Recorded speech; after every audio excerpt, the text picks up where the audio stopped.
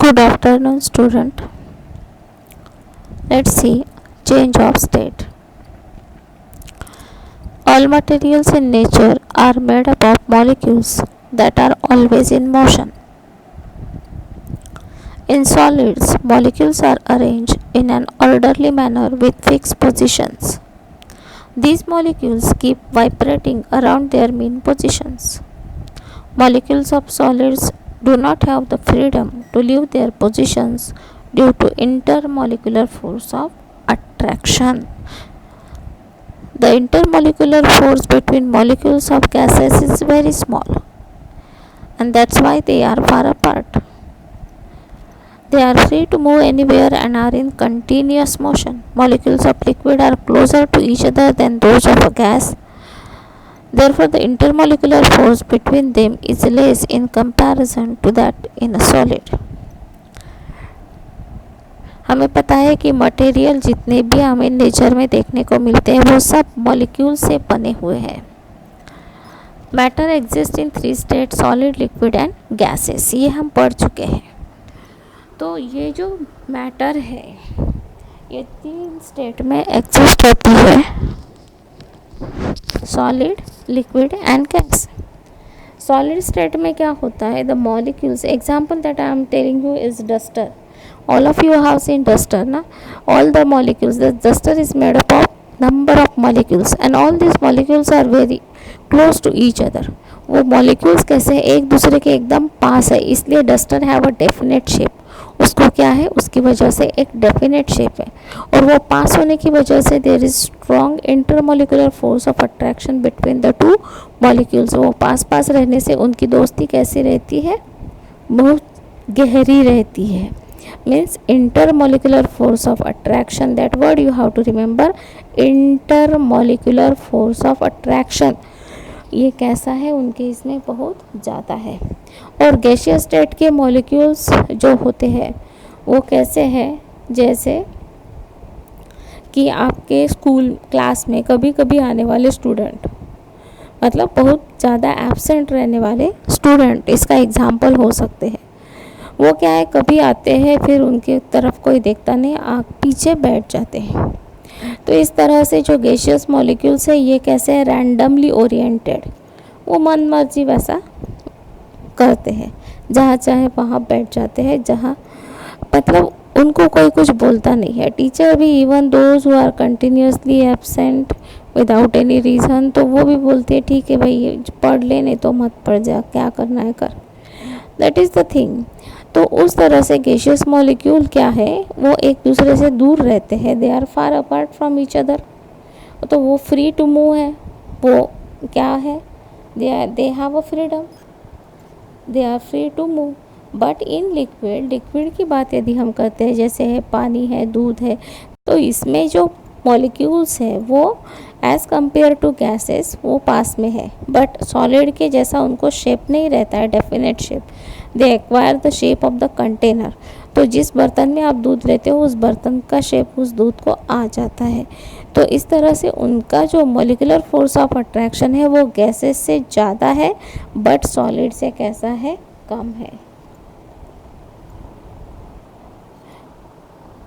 So these molecules move within the boundary of the liquid. Since heat is a form of energy, on heating the energy and motion of the molecule get increased. This is the reason for solid being converted into liquid and liquid into gases when heated. Similarly, on cooling, the energy and motion of the molecule in material decreases. Because of this, gases get converted into liquid and liquid to solid. All these changes are called change of state. अब जब हमने बोला है कि intermolecular force of attraction solid में सबसे ज़्यादा है, लिक्विड में थोड़ा कम है और गैसेस में उससे भी कम है, तो ऐसे कोई भी स्टेट के सब्सटेंस को आप या मैटर को आप हीट करते हो, यानी उसको गर्म करते हो, तो क्या हो जाएगा, heat is a form of energy. और उसको हम हीट करेंगे तो क्या हो जाएगा, सॉलिड के सब्सटेंस है वो थोड़े थोड़े दूर हो जाएंगे, आप क्या करोगे, लोहे को गर्म करोगे, डस्टर को गर्म करोगे, तो जैसे ही आप उसको हीट देना स्टार्ट करोगे तो उनके जो मॉलिक्यूल्स है जो पास पास थे वो थोड़े थोड़े दूर हो जाएंगे। मीन्स कन्वर्शन स्टार्ट होगा सॉलिड टू लिक्विड स्टेट में। लिक्विड को आप हीट करोगे तो लिक्विड कन्वर्ट हो जाएंगे गैसियस स्टेट में, और वही गैसियस स्टेट के सब्सटेंस को आप क्या करोगे, फिर वापस कूल करोगे तो वो लिक्विड में आएगा, और लिक्विड को कूल करते हो तो वो सॉलिड में आता है। इसका बेस्ट एग्जांपल है ice. Ice all of you have seen, ice solid state में है। आइस को हम बाहर निकालते हैं हाथ में लेके या हीट करेंगे तो वो लिक्विड में कन्वर्ट हो जाएगा। उस लिक्विड को और हीट करोगे तो वो वेपर यानी गैसियस फॉर्म में कन्वर्ट हो जाएगा। वही भाप को हम ठंडा करेंगे तो फाइनली उसका हमें फिर लिक्विड मिलेगा, और लिक्विड को आप और ज़्यादा ठंडा करोगे मतलब फ्रीज़र में रखोगे तो वो क्या होगा, converted to again solid form, that is ice.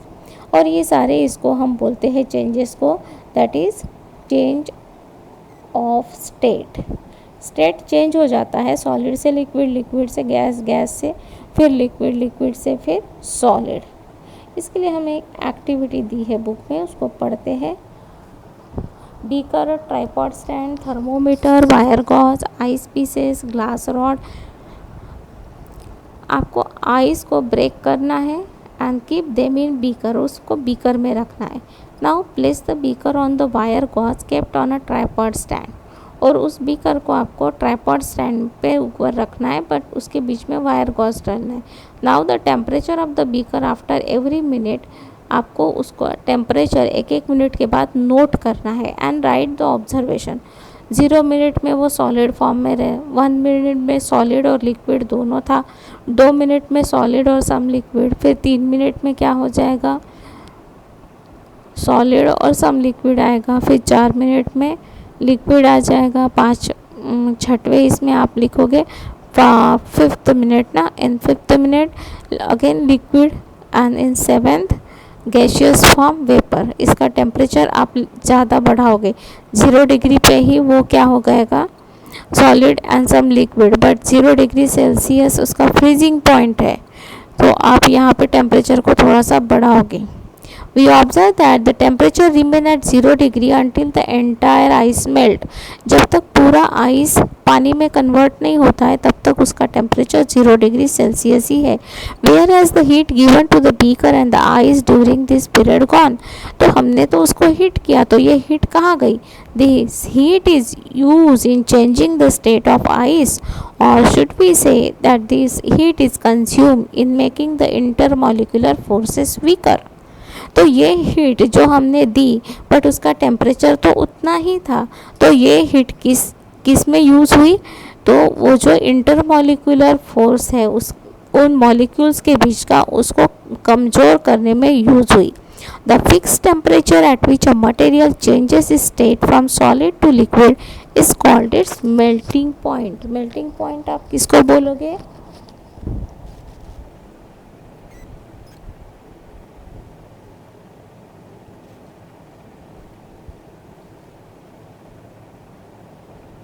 The fixed temperature at which material changes its state from solid to liquid, उसको हम बोलेंगे melting point. Each liquid gets converted to a solid at some fixed temperature. उसी तरह से liquid भी एक particular temperature पे solid में convert होता है. During this process, the temperature of the liquid remain fixed even while it gives up heat.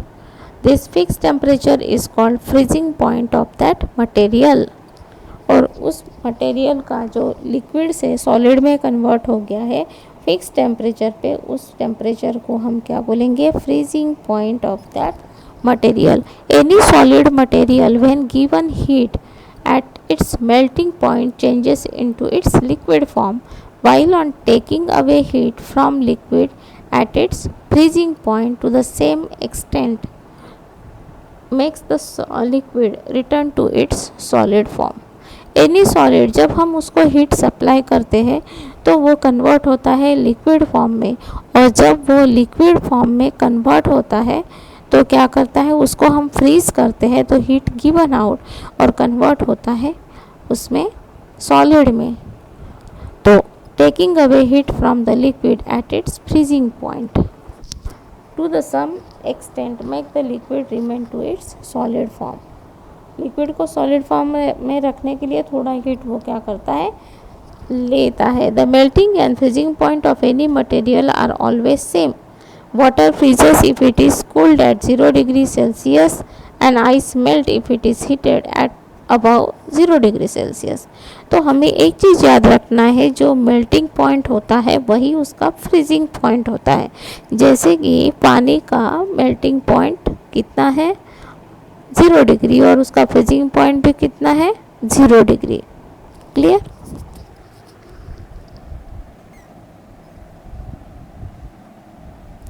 In the above activity, if we keep heating the water for a long time, then its temperature will increase till it starts boiling.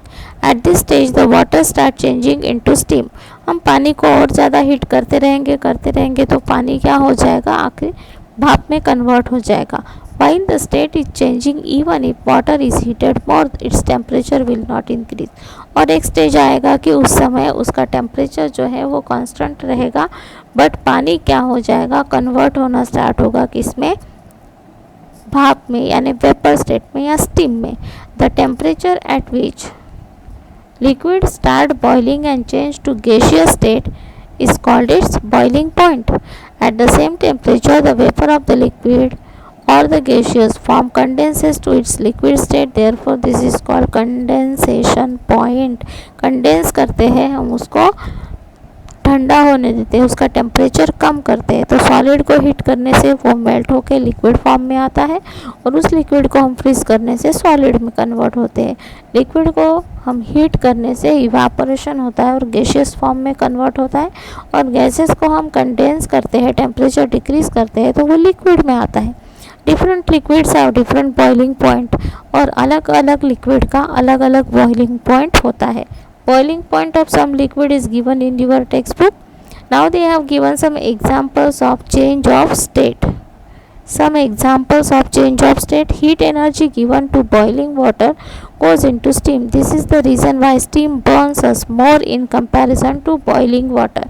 जब भाप से हमारा हाथ जलता है गलती से, तो वो हमें ज़्यादा चोट आती है as compared to garam pani, that is boiling water. When a piece of ice is put into a sherbet, then the sherbet become cooler because ice takes energy from the sherbet to change to its state. हम ice डालते हैं शरबत में, तो वो पूरा शरबत जल्दी ठंडा लगता है, क्योंकि वो आइस उसकी गर्माहट को खींच लेता है और वो खुद कन्वर्ट होता है वाटर में. The temperature of the atmosphere decreases after snowfall. This is because snow absorbs heat from the atmosphere to melt and return to its liquid form. जब स्नोफॉल होता है तो हमारा एनवायरनमेंट का टेम्परेचर कम हो जाता है, क्योंकि वो स्नो एनवायरनमेंट की एनर्जी एब्सॉर्ब कर लेता है और खुद को कन्वर्ट करने की कोशिश करता है लिक्विड फॉर्म में. Chemical and biological changes. Many chemical changes are possible only on heating. When we mix iron piece with sulfur powder, no chemical reaction takes place. When we heat this mixture, then iron sulfide is formed. जब हम chemical changes की बात करते हैं तो chemical changes होने के लिए उसको हीट करना ज़रूरी है. आयरन के पीस, लोहे का चूरा और सल्फ़र को मिक्स करेंगे तो कोई रिएक्शन नहीं होगा, बट हम उसको हीट करते हैं तो हमें एक कंपाउंड मिलता है sulphur iron sulphide FeS.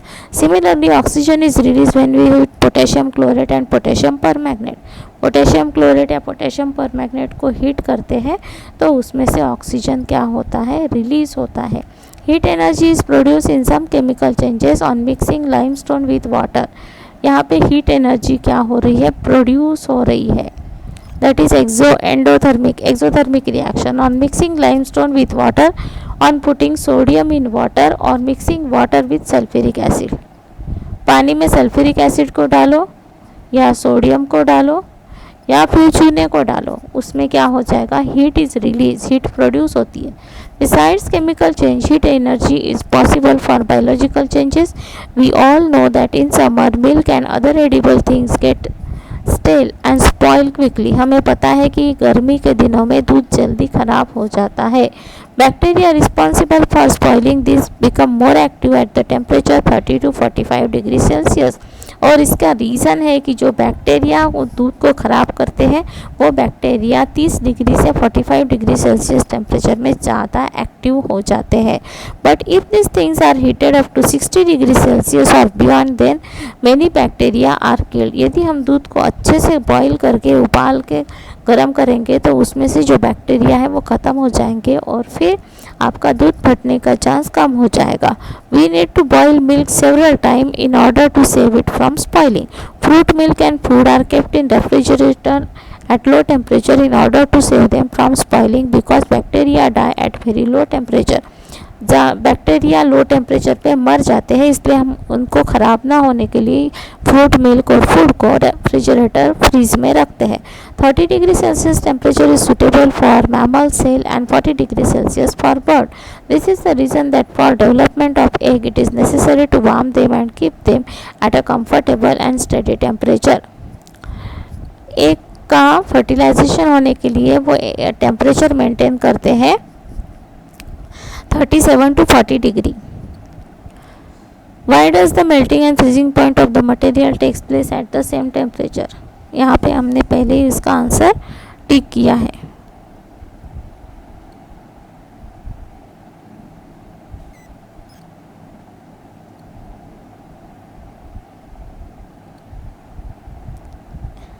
Yeah, answer is given here. You write from any solid to this. Answer number 1.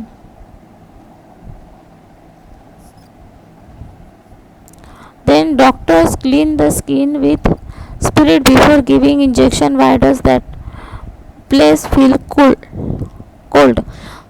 तो स्पिरिट क्या करता है, हीट को एब्सॉर्ब करता है उस प्लेस के, इसलिए हमें वहाँ पे ठंडा लगता है.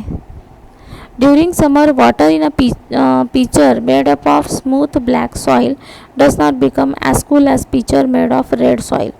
काले मटके से लाल मटके का पानी ज़्यादा ठंडा होता है. Having small pores. वाई?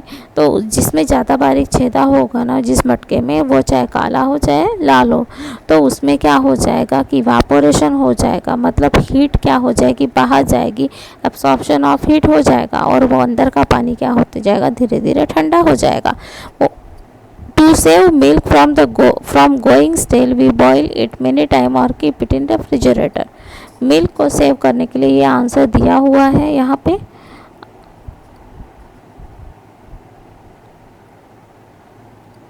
यहाँ से आप स्टार्ट करोगे.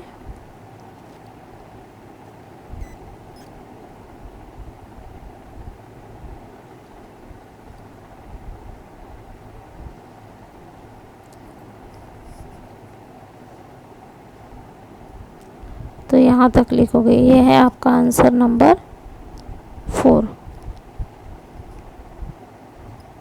In this way you write down answers of this question in your copy. Thank you.